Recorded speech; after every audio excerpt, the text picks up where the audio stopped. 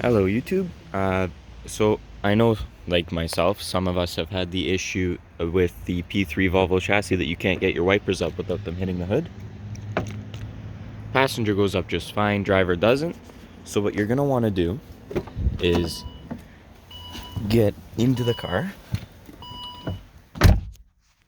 hit the start button, and then almost, or whenever you'd like, hit it again and hold the stock up.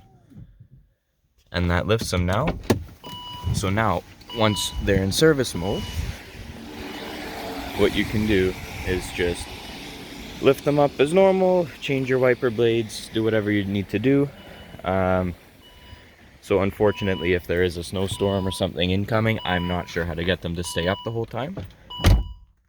But to put them back down, since the ignition is technically on, all you have to do is hit it again and they go back down.